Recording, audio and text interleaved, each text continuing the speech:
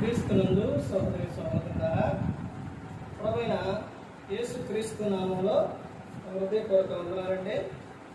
ముందుగా ఎంత మంచి సమయాన్ని ఇచ్చిన తండ్రి అయిన దేవునికి ప్రభువైన క్రీస్తు ద్వారా కృతజ్ఞతాస్తుతులు చెల్లిస్తున్నానండి. అందరూ బాగున్నారండి. వాక్యం చదువుకొని ప్రార్థన చేసుకున్న తర్వాత పాఠంలోనికి వెళదామండి.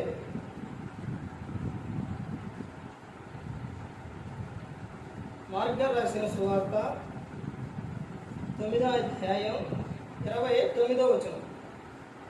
అందుకాయన ప్రార్థన వలనే కానీ మరి దేని వలనైనను ఈ విధమైనది వదిలిపోవట అసాధ్యమని వారితో చెప్పెను. ప్రార్థన. పరలోకమందున్న మా తండ్రి, పరిశుద్ధ ప్రేమ గల తండ్రి, గొప్ప తండ్రి, యెహోవా తండ్రి, మీ ప్రియకుమారుడు యేసుక్రీస్తు ప్రభువారి ద్వారా కృతజ్ఞతాస్తుతులు చెల్లిస్తున్నాము నాయన. కూడికంతట్లో మీరే నడిపించండి ఆయన. వాక్యం బోధించుండగా వినువారు తండ్రి మంచి హృదయం తిని వాక్యానుసారంగా నడిచే భాగ్యం దయచేయండి. వాక్యం బోధించుండగా ఈ లోక సంబంధమైన జ్ఞానంతో కాకుండా మీ జ్ఞానంతో మాట్లాడే భాగ్యం దయచేస్తారని మా ప్రభువైన యేసుక్రీస్తు నామాన వేడుకుంటున్నాం తండ్రి, ఆమేన్.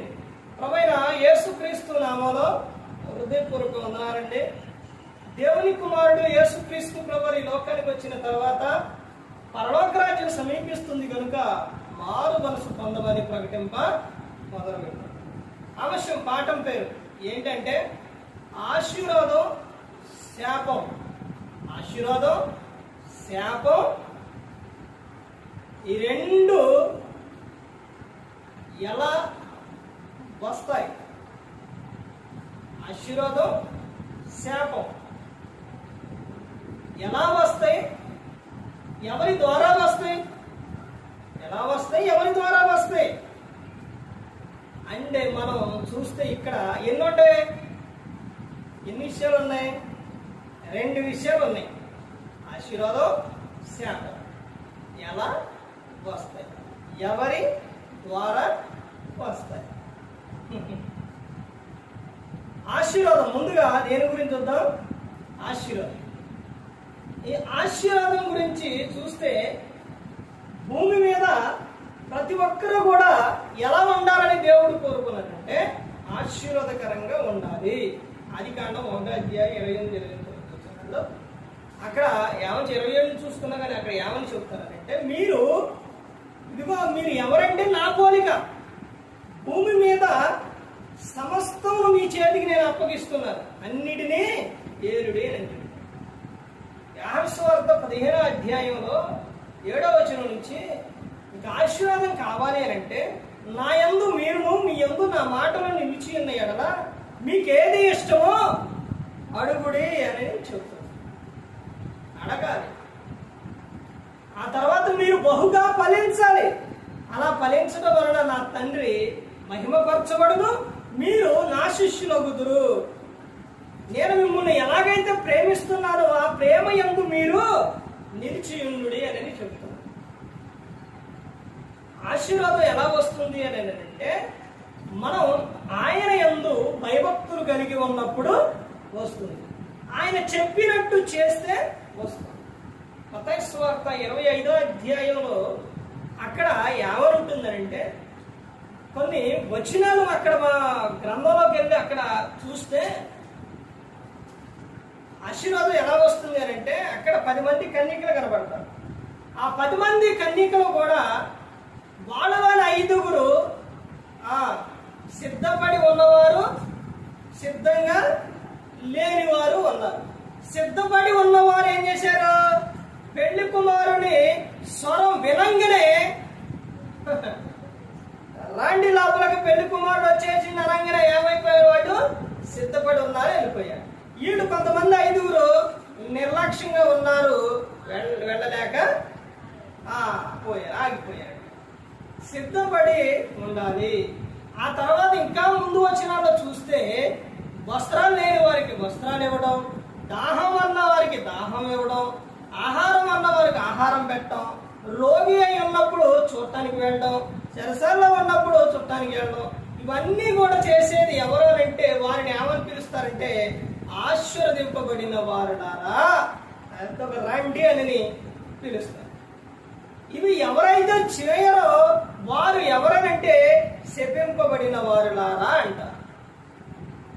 ఆశీర్వదింపబడిన వారులారా నా యొద్దకు రండి అని అంటే వాళ్ళు అడుగుతారు కదా, ప్రభువా మేము ఎప్పుడు నీకు సహాయం చేశాం, ఎప్పుడు నీవు దాహం అడిగితే దాహం ఇచ్చావు, ఎప్పుడు ఆహారం ఆకలి కొంటే ఆహారం పెట్టావు, ఎప్పుడు నువ్వు రోగి అయి ఉంటే మేము చూడటానికి వచ్చాం, ఎప్పుడు చెరసాల ఉంటే చుట్టానికి వచ్చాం, ఎప్పుడు చేర్చుకున్నాం, ఇవన్నీ మొత్తం అడిగితే అప్పుడు యేసుక్రీస్తు వారు అంటారు, వీరిలో అంటే ఈ భూమి మీద ఎవరికైనా ఒకరికి చేస్తే నాకు చేసినట్టే. ఎవరైనా దాహం అని అడిగితే దాహం ఇవ్వటం, ఆహారం అంటే ఆహారం పెట్టడం, బట్టలు లేని వారికి అంటే వస్త్రాలు లేని వారికి వస్త్రాలు ఇవ్వటం, తర్వాత రోగి ఉన్నప్పుడు చుట్టానికి వెళ్ళటం, చెరసాలలో ఉన్నప్పుడు చుట్టానికి వెళ్ళటం, ఇవన్నీ చేస్తే ఒకరికి చేస్తే ఎవరికి చేసినట్ట? క్రీస్తుకి చేసినట్టు. అది ఎవరైతే చేయలేదో వారి గురించి ఏమని చెప్తారు తెలుసా? వారు శపింపబడిన వారు, వారు నిత్య ఎక్కడికి వెళ్ళిపోతారు? నరకానికి వెళ్ళిపోతారు. వీళ్ళు ఎక్కడికి వెళ్తారు? నిత్య జీవంలోనికి వెళతారు. ఎవరు? చేసిన వారు నిత్య జీవం, చేయకపోతే నిత్య. అంటే ఎవరి ద్వారా వస్తుంది అంటే ఎలా వస్తుంది అని అంటే మనిషే ఆశీర్వాదం తెచ్చుకోగలడు, మనిషే శాపం తెచ్చుకోగలడు. ఇప్పుడు దేవుడు చెప్పినట్టు చేస్తే ఏమొస్తుంది? ఆశీర్వాదం వస్తుంది. ఇంటి యజమానుడు దేవుని యందు భయభక్తులు కలిగి ఉంటే ఏమొస్తుంది? ఆశీర్వాదం వస్తుంది. ఎక్కడో నీ మాట అంటే కీర్తనలో 128వ కీర్తన మొత్తం కూడా అది. ఇంటి యజమానుడు దేవుని యందు భయభక్తులు కలిగి ఉంటే ఆ కుటుంబం ఎలా ఉంటుంది? ఆశీర్వాదకరంగా ఉంటుంది. అదే ఇంటి యజమానుడు దేవుని యందు భయభక్తులు కలిగి లేకపోతే అక్కడ ఆశీర్వాదం అనేది ఉండదు అని చెప్తారు. అంటే దేవుని యందు భయభక్తులు కలిగి ఇంటి యజమానుడు ఉంటే ఎలా వస్తుంది ఆశీర్వాదం అంటే యెహోవా యందు భయభక్తులు కలిగి ఆయన త్రోవల యందు నడుచు వారందరూ ధన్యులు. నిశ్చయముగా నీవు నీ చేతుల కష్టార్జితం అనుభవించదవు, నీవు ధన్యుడవు, నీకు మేలు కలుగును, నీ లోబడి నీ భార్య ఫలించు ద్రాక్షవల్లి వలె ఉండును, నీ పిల్లలు వలేవ మొక్కల వలె. యెహోవా యందు భయభక్తులు గలవాడు ఎలాగూ ఆశీర్వదింపబడును అనేది చెప్తుంది. సియోనులో నుండి యెహోవా నిన్ను ఆశీర్వదించును, నీ జీవితకాలం అంతయు ఏమొస్తుందంట? కృపాక్షేమము నీ వెంట వచ్చును. తర్వాత ఏమో చెప్తున్నారంటే నీ జీవితకాలం అంతా, ఆ విషయం చూడండి, కీర్తనలు 128వ కీర్తన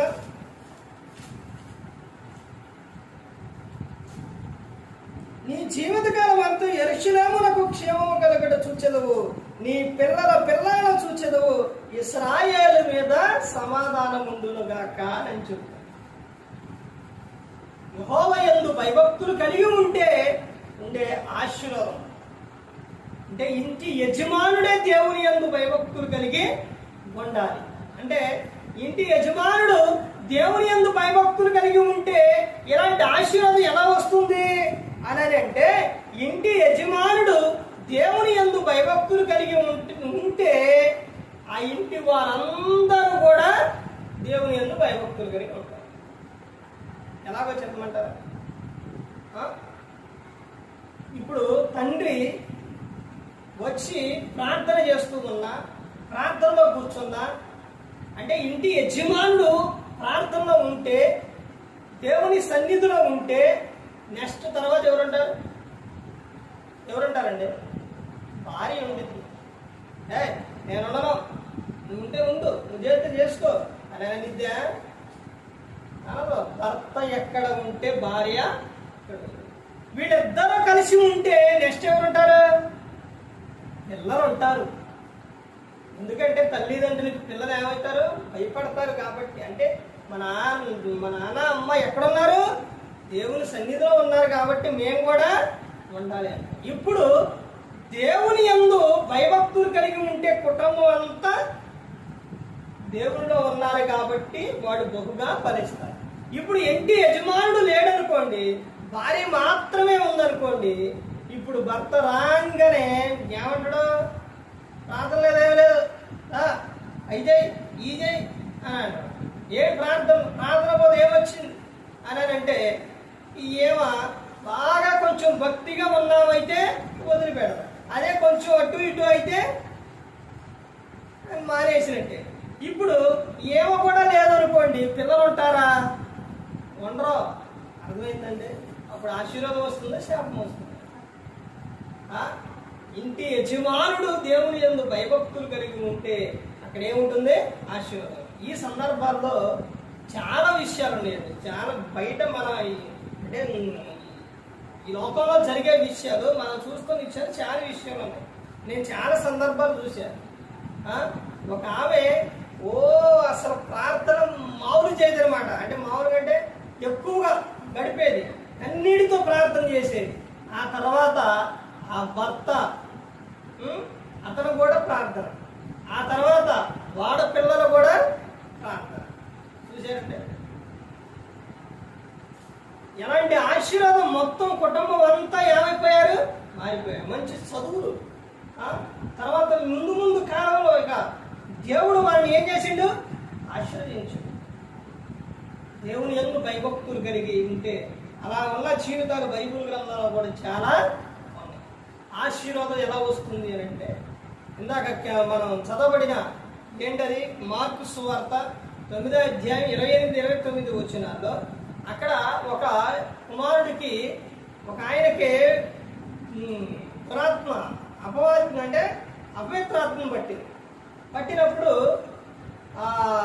ఆ పిల్లవాడిని తండ్రి ఎక్కడ తీసుకొచ్చిండు?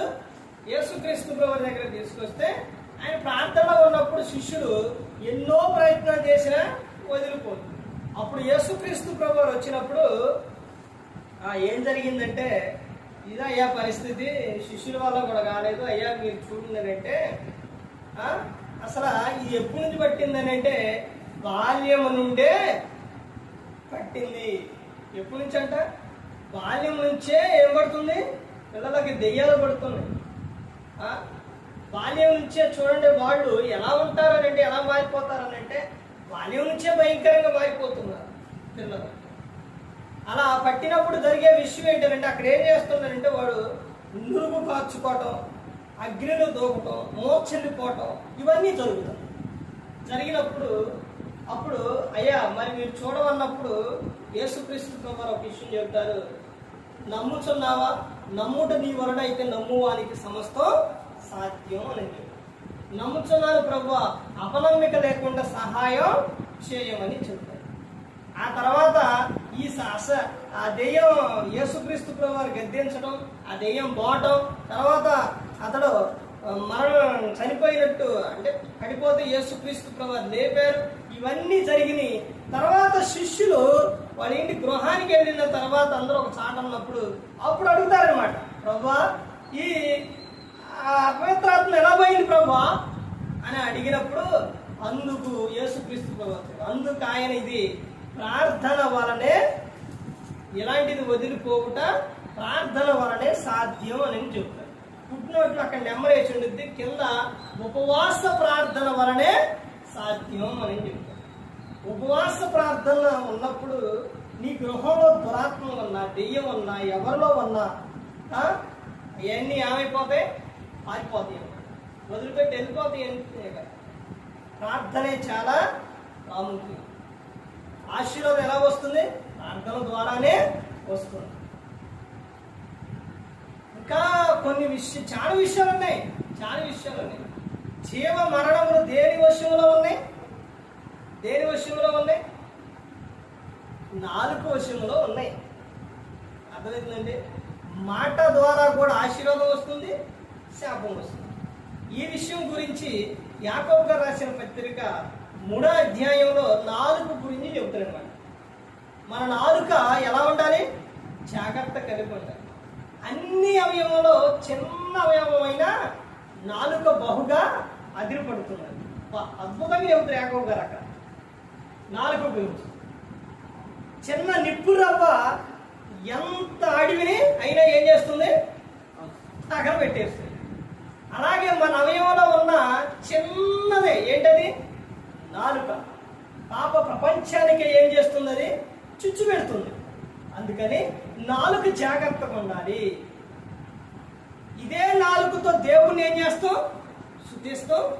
మనుషులను ఏం చేస్తాం? శపిస్తాం. ఇప్పుడు ఉసుక ఉందండి, బాగుంది. ఉసుక చాలా ఉంది, నీటి బుక్క. అందులో నుంచి ఇలా ఉసుక తీస్తే జలం ఉడిద్ది కదా. అందులో నుంచి తీపి నీరు, చేదు నీరు రెండు వస్తాయా? రావు. తీపి నీరు, చేదు నీరు రెండు వస్తాయా? రావు. కానీ మనిషిలో నుంచి ఏమొస్తాయి? రెండు విధాలుగా మనిషి కలిగి. అలా ఉండకూడదు అనే నీ గ్రంథం. ఆశీర్వాదం, శాపం. ఆశీర్వాదం ఎలా వస్తుంది అంటే మనం మాట్లాడే మాటల బట్టి వస్తుంది. శాపం ఎలా వస్తుంది? మనం మాట్లాడే మాటలను బట్టే శాపం వస్తుంది. అర్థమైందండి? ఈ విషయం మీద చెప్పాలంటే చాలా సమయం పట్టింది. ఈ విషయం ఎందుకో చెప్పమంటారా? ఇది చాలా నాలుగు గురించి చెప్పాలంటే మామూలు విషయం కాదు. ఎన్ని నాలుగులు ఉన్నాయి అనుకున్నారా? చాలా నాలుగులు ఉన్నాయండి. మార్కు మత్తయి గారి రచన సువార్తలో చెప్తారు, 12వ అధ్యాయంలో చెప్తారు, మనుషుల పలుకు వ్యర్థమైన ప్రతి మాటను గురించి విమర్శ దినమన లెక్క చెప్పాలి అని. నీ మాటలను బట్టే నీతిమంతుడు అని, నీ మాటలను బట్టే అపరాధం అని తీర్పు నందుదు అని చెప్తాను. మాటలు చాలా జాగ్రత్తగా ఉండాలి. ఒక ఆయన బైబిల్ గ్రంథంలోనే ప్రయాణమై వెళుతూ ఒకరికి ఎన్ని తలంతులు ఇస్తారనమాట. ఒకరికి ఎన్ని ఇస్తారో? 10 ఇస్తారు. ఒకరికి 5 ఇస్తారు. ఒకరికి 1 ఇస్తారు. ఈ 10 తలంతులు ఇచ్చిన ఆయన ఏం చేసిందంటే 10కి 10 చేసింది. బడా మంచిమైన నమ్మకమైన దాసుడా 10కి 10 చేసిందని మెచ్చుకోండి. సరే, రెండో వాడు వచ్చినప్పుడు 5 ఇచ్చిండు కదా, 5కి 5 చేయాలి. శబాష్, బడా మంచిమైన నమ్మకమైన దాసుడా 5కి చేసిన నీకు ఆయనని మెచ్చుకుంటుంది. తర్వాత ఈ 1 తలాంతు ఇచ్చిన ఆయన ఏం చేస్తారంటే దాన్ని ఏం చేస్తారు? గొయ్యి తీసి పాతి పెడతారు. పాతి పెట్టిన ఆయన అక్కడ ఆ సందర్భంలోని ఏమని చెబుతారంటే, తీసుకెళ్ళి ఇదిగో నువ్వు ఇచ్చిన తలంతు, 1 తలంతు ఇదిగో, మరి ఇది నువ్వు ఎందుకు చేయలేదని అంటే నీవు కఠినుడవు, లేకపోతే ఇంకా రకరకాలుగా మాట్లాడతారన్నమాట. మాట్లాడినప్పుడు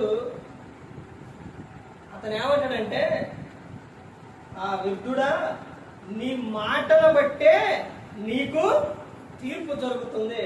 నీ కాళ్ళు చేతులు కట్టి గట్టిగా చీకటిలో పడేయచ్చు.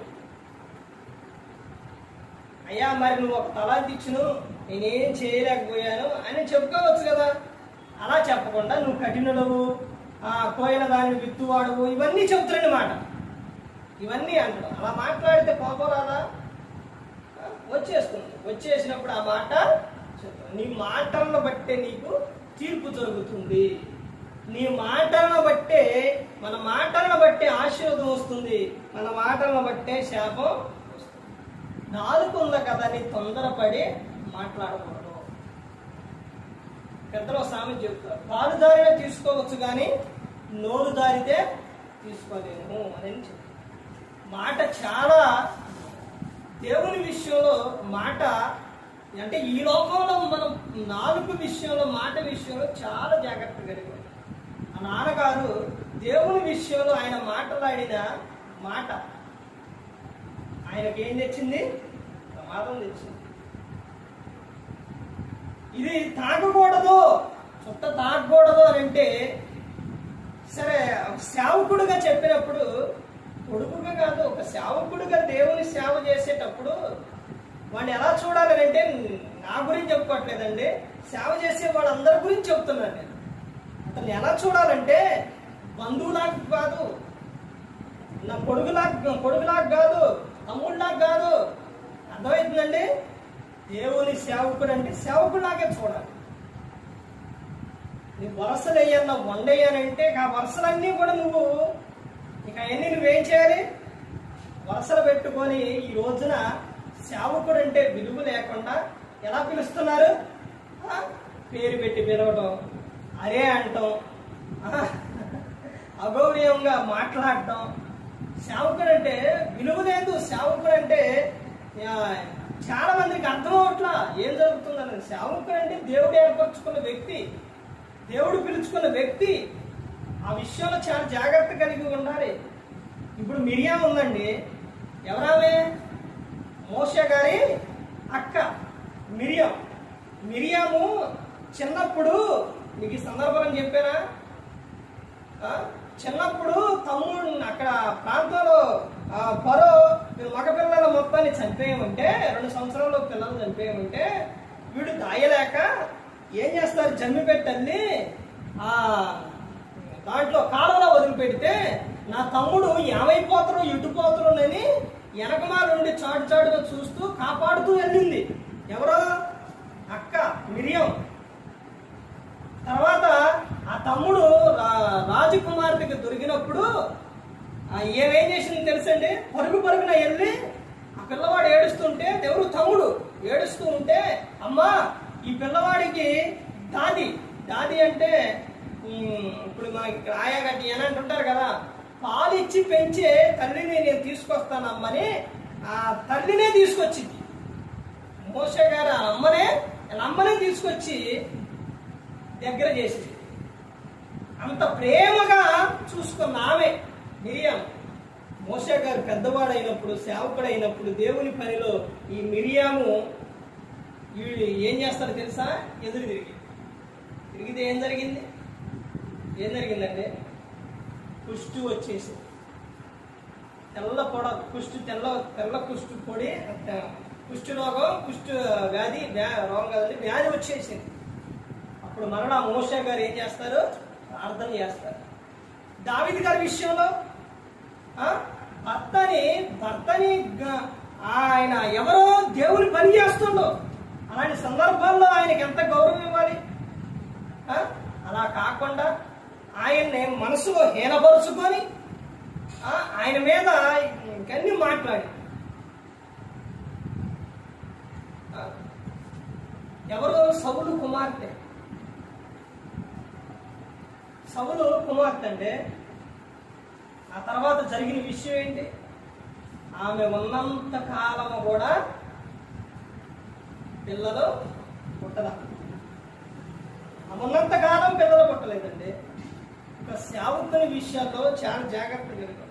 ఇది తాగొద్దు, చుట్ట తాగొద్దు, అది దేవునికి విరోధమైనది. చుట్ట తాగొద్దు అంటే ఏమనేవాడో తెలుసండి? నేను మానను అన్నాడు. కొన్ని రోజులకి ఏం జరిగింది? ఏదైనా దేవుడు చేసేది ఎలా ఉంటుందో తెలుసండి? నువ్వు మాట అంటంతోనో నువ్వు అడగటంతోనో వెంటనే జరగవు. ఇవి ప్రతి ఒక్కరూ మనం తెలుసుకోవాలి, గమనించుకోవాలి. ఏదైనా అడగటంతోనో లేకపోతే ఏదైనా చేయటంతోనో వెంటనే ఏది జరగదు. నిదానంగా ఆయన ఏం చేస్తారో చేస్తారు ఏదైనా. ఆ తర్వాత క్రమంగా కొన్ని నేను చెప్పింది ఎప్పుడో చెప్పాను, దాన్ని మానకుండా అలాగే కంటిన్యూ చేస్తూ వచ్చిన తర్వాత సడన్గా ఏమైపోయింది? కళ్ళు కనపడకుండా పడుకొని ఫోన్ కొట్టుకొని సినిమాలో ఎన్ని చూస్తున్నారు, టీవీలో చూస్తున్నారు, దాని ఆఫ్ చేస్తే ఫోన్లో చూస్తున్నారు. ఇవి వద్దు అని అంటే అలాగే చూసేది. కళ్ళుకి ఏమొచ్చినాయి? కనపడకుండా. తర్వాత ఒక రోజున ఒక సందర్భంలోని ఇప్పుడు ఒక సేవకుడు కోపపడ్డాడు అని అంటే, యేసుక్రీస్తు ప్రభువారు కోపపడ్డారు అని అంటే ఏ సందర్భంలో కోపపడ్డారు? మామూలు విషయాల్లో కోపపడ్డా, దేవుని ఆలయమును పాడు చేసే విషయంలో కోపపడ్డారు. పిల్లలను ఆటంకపరచకుండా నా యొద్దకు రానియండి అని యేసుక్రీస్తు ప్రభువారు కోపపడ్డారు. అలాగే ఒక సేవకుడు ఎందుకు కోపపడతాడో, అక్కడ ఏదన్నా దేవునికి విరోధమైనది వచ్చినప్పుడు ఆ సందర్భంలో వాడు బాగుండాలని ఏం చేస్తారా? సేవకుడు కోపపడతారు. లోక సంబంధంగా కోపపడతారా? కోపపడ్డు. అప్పుడు నేను అక్కడ చెప్పిన విషయం ఏంటంటే, అక్కడ జరిగే సందర్భాలు చాలా ఉన్నాయండి. అయితే ఏమన్నాడంటే, మేము నీ నుంచి దూరం అయిపోవడం నీకు కావాలి అన్నాడు. అన్న తర్వాత మరి అలా మాట్లాడితే ఎలాగంటే, మరి నీ కోపం తగ్గిందని అంటే, యేసుక్రీస్తు ప్రభువు కోపడలేదంటే ఎక్కడ కోపడ్డారు అని తర్వాత అలా బూతులు మాట్లాడకూడదంటే ఎక్కువ బూతులు మాట్లాడుతున్నాడు. బూతులు మాట్లాడొద్దు అని అంటే నేను మానను. మానకపోతే బూతులు కన్నా మానకపోతే ఏం జరుగుతుంది? దేవుడు ఊరుకోడు అని చెప్పి ఒకనాడు అంటే బూతులు కన్నా మానకపోతే ఒకనాడు చుట్ట మానప్పుడు మానవంటే మానవం అన్నాం. ఈ రోజున కూడా అలాగే చెబుతున్నాం. దేవుని విషయాల్లో ఎలాంటి అవి దేవునికి నచ్చో, దేవుని విషయాల్లో ఇలా ఉండకూడదని అంటే నేను మరలా ఏం చేస్తా? నేను మరలా తాగుతున్నాను. దేవుడు ఏం చేసిండు? 40,000 వదిలిచ్చిండు. వీటికి దేవుడు ఏం చేసిండు? మరలా తాగుతాను. మరలా నువ్వు వెనక్కి తిరిగితే దేవుడు ఊరుకోడు అని చెప్పి ఏం చేస్తాడు? తీసేస్తారా, చంపేస్తారా అని అంటే చంపేయడు. ఆయన ఒక్కసారి తీసేయడు. కానీ ఆయన నీ మార్పు కోసం ఆయన ఏం చేస్తారో చేస్తారు. ఒక మనిషి పాపంలో మరణిస్తే, పాపంలో తీసేస్తే ఎక్కడికి వెళ్ళిపోతారు? నరకానికి వెళ్ళిపోతారు. అది దేవునికి ఇష్టమైంది కాదు. ప్రతి ఒక్కరూ పరిశుద్ధపరచబడాలి, ప్రతి ఒక్కరూ మారాలి, ప్రతి ఒక్కరూ పరలోకం చేరాలి అని దేవుడు కోరుకో. నువ్వు చేసే తప్పులకు నిన్ను వ్యాధి చేత మంచం ఎందుకు ఎక్కిస్తుండో నువ్వు తెలుసుకుంటావని. మంచం మీద పడుకున్న వాడు వ్యాధి చేత మంచం మీద పడుకుని బెడ్ ఎక్కిస్తే బెడ్ మీద పడుకున్న వాడు ఎటు చూస్తారు? కింద చూస్తారా, పక్కన చూస్తారా? ఎటు చూస్తారండి? పైకి చూస్తారు. అప్పుడు పైన ఎవరుంటారు? దేవుడు. అప్పుడైనా నువ్వు తెలుసుకుంటావా? అప్పుడైనా నువ్వు మారతావా? వ్యాధి చేత నేను ఏం చేస్తాడో మంచానికి. ఈ రోజున చాలా మంది మూర్ఖంగా, గర్వంగా చెబుతున్న మాటలు ఏంటంటే, దేవుడు ఎక్కడుండో, దేవుడు ఏం చేస్తారో దేవుడు చూడట్లేదని అనుకుంటున్నారు ప్రతి ఒక్కరు. కానీ దేవుని చేతిలో పడుట, హెబ్రీ రాసిన పత్రికలో ఉన్నది, చాలా భయంకరం. దేవుని చేతిలో పడుట భయంకరం. అందుకని దేవునికి దూరం అయ్యి చేసేది ఏది కూడా ఉండదు. తర్వాత దేవునికి వ్యతిరేకంగా మాట్లాడితే ప్రమాదం అనేది వస్తుంది. జీవ మరణములు దేని వశంలో ఉన్నాయి? ఎవరి వశంలో అంటే దేవుని వశంలో. దేని వశంలో అంటే నాలుగు వశంలో. అర్థమైందండి? నాలుక ఉంది కదా, నీ ఇష్టానుసారంగా మాట్లాడాలి. దాని ద్వారా ఆశీర్వాదం వస్తుంది, శాపం కూడా వస్తుంది. నాలుగు ఉంది కదా అని దేవుని దూషిస్తే, ఇష్టానుసారంగా మాట్లాడితే, ఇష్టానుసారంగా ఎలా పడితే అలా మాట్లాడినా ఏమొస్తుంది? శాపం వస్తుంది. దేవునికి మహిమకరంగా, మనిషిని మంచిగా, వాడు బాధపడకుండా నువ్వు మాట్లాడినప్పుడు, దేవుని యందు భయభక్తులు కలిగి నువ్వు ఉన్నప్పుడు, నీ నోటిలో నుంచి కృతజ్ఞత వచనం, ఆశీర్వాదం వచ్చినప్పుడు నీకేమొస్తుంది? ఆశీర్వాదం. ఒక ఆమంట ఈ పక్కనేమో, ఒక ఆమంట అందరినీ చేపిస్తుందంట. ఈ పక్కన ఒక ఆమెమో అందరినీ ఆశీర్వదిస్తుందంట. ఇవన్నీ పైకి వెళ్తున్నాయంట. అంటే చెబుతున్నాను. అప్పుడు పైకి వెళ్తూ ఉంటే అక్కడ దేవుడు అడిగినంట, ఏంటయ్యా ఇవన్నీ ఏంటి అంటే, అయ్యా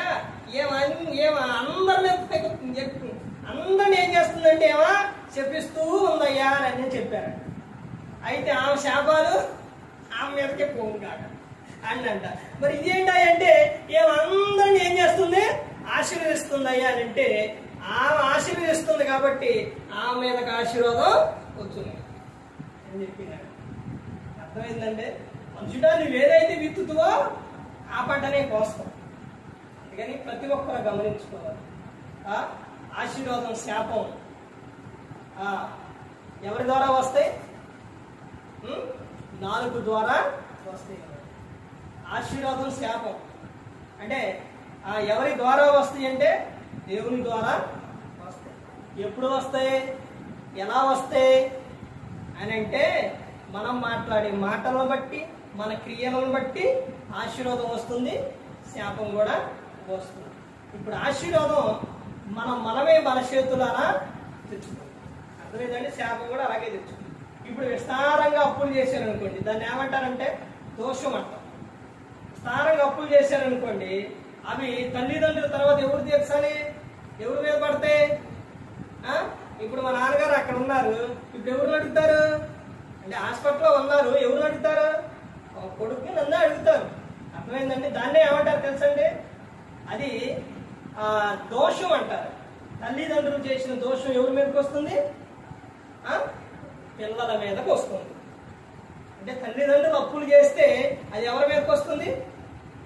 ఎవరి మీదకి వస్తుంది? పిల్లల మీదకి వస్తుంది. అలాగే తల్లిదండ్రులు చేసే ప్రతి ఒక్క పని కూడా, ప్రతి ఒక్కడే కూడా మంచి చేస్తే పిల్లలకు ఆశీర్వాదం వస్తుంది. తల్లిదండ్రులు తప్పులు చేస్తే వాళ్ళ మీదకి ఏమొస్తాయి?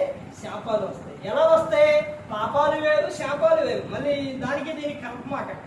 ఎలాగంటే పాపం అంటే ఎవరికి వాడు తెచ్చుకునేది. అర్థమైందండి? శాపం అంటే ఒకడు చేసింది అంటే కుటుంబంలో ఒకడు చేసింది ఇంకా పక్కనున్న వాళ్ళకు కూడా ఏమొస్తుంది?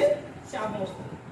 అర్థమైందంటే ఆజ్ఞాతిక్రమమే పాపం. అది శాపం అనేది ఇప్పుడు ఈ వాళ్ళు సరైన రీతిలో లేరు అనుకోండి, పిల్లలు సరైన రీతిలో లేరు అనుకోండి, పిల్లలకి ఏమొస్తుంది? ఆశీర్వాదం వస్తుందా? రాదు. అర్థమైందండి? అందుకని ప్రతి ఒక్కరు కూడా గమనించుకోవాలి, ప్రతి ఒక్కరు కూడా తెలుసుకోవాలి. మనం ఈ లోకంలో మనం ప్రవర్తించే ప్రవర్తన బట్టి, మనం ఉండే దాన్ని బట్టి ప్రతి ఒక్కరి కూడా మనకు వస్తూ ఏదైనా చేతులారా మన చేతులారా ఎవరికి వాళ్ళే ఆశీర్వాదమైన శాపమైన వారు తెచ్చుకున్నారు. దేవుని దుఃఖపెట్టే విధంగా, శావుడికి ఎదురు చెప్పే విధంగా, అగౌరవంగా ఎవరైనా మాట్లాడటం కానీ ఎలాంటి అనేది ప్రతి ఒక్కరు గమనించుకోవాలి. దేవునిలో ఉన్నప్పుడే, క్రీస్తులో ఉన్నప్పుడే ఆనందం ఉంటుంది, సంతోషం ఉంటుంది, ఆశీర్వాదం ఉంటుంది. ఎలాంటి ఆశీర్వాదం ఉంటుంది? ఎలాంటి ఆశీర్వాదం ఉంటుంది తెలుసండి? దేవుల్లో ఉన్నప్పుడు వ్యాధులు వస్తేనే కానీ, రోగాలు వస్తేనే కానీ. ఒక విషయం చెప్తాను. ఒక విషయం ఏంటంటే 3 విషయాలు గమనించండి. సమయం కూడా అయిపోతుంది, చాలా అయింది, ముగిస్తాను. ఇప్పుడు ఇల్లు అన్న తర్వాత బదులు అనుకుని ఉంటాయా? ఉంటాయి. ఊరన్న తర్వాత పశువులు అనుకుని ఉంటాయా? ఉంటాయి. తర్వాత దేహం అన్న తర్వాత అనారోగ్యం రాకుండా ఉంటుందా? రోగం రాకుండా ఉంటుందా? వస్తుంది. అయితే దేవుని యందు భయభక్తులు కలిగి ఉంటే, దేవునిలోను ఉంటే, చిన్న చిన్న వ్యాధులు వచ్చిన దేవుడు వాటిని ఏం చేస్తారో తగ్గించారు. దేవునికి వ్యతిరేకంగా మాట్లాడి, దేవునికి దూరంగా ఉంటే, దేవునిలో లేకపోతే నీకు అనారోగ్యం వస్తే ఎంత ప్రమాదానికి వెళ్ళిపోతుందని అంత ప్రమాదం. నీకు అనారోగ్యం నీకు ఎక్కువయ్యిద్ది. తర్వాత ఏమైద్ది? విషయం చెప్తున్నాను. ఎందుకంటే తర్వాత అది ఎక్కువైపోయింది, డబ్బులు కూడా ఎక్కువైపోయి. ఇప్పుడు నాన్నగారు చేసుకుంది ఏంటి? తాను చేతులారా తాను ఏం చేసిండు? దేవునికి వ్యతిరేకంగా మాట్లాడిండు.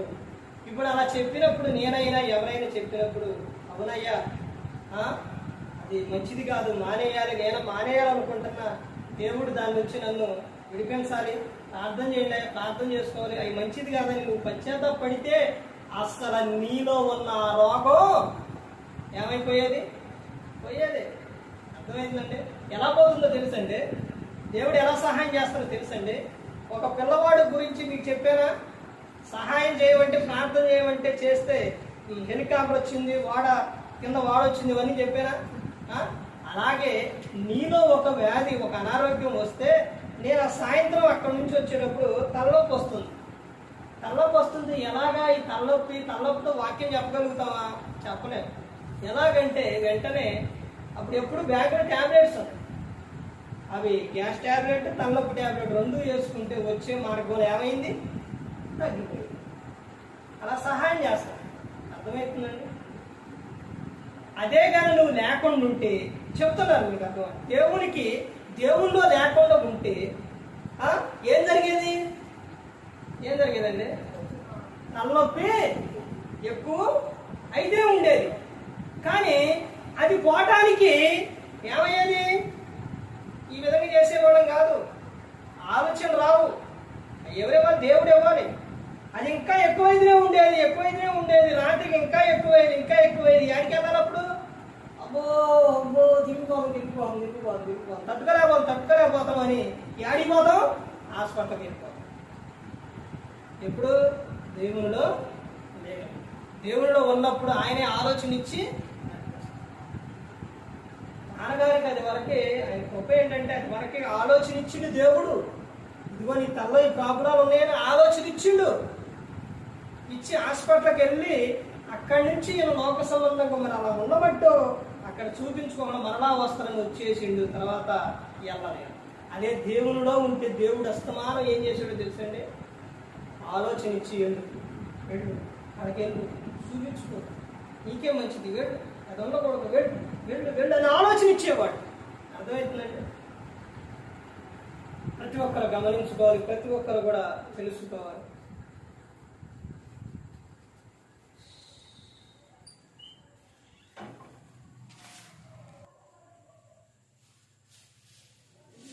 ఈ లోకంలో ప్రతి ఒక్కరు కూడా ఆశీర్వాదకరంగా ఉండాలి, ఆశీర్వదింపబడాలి.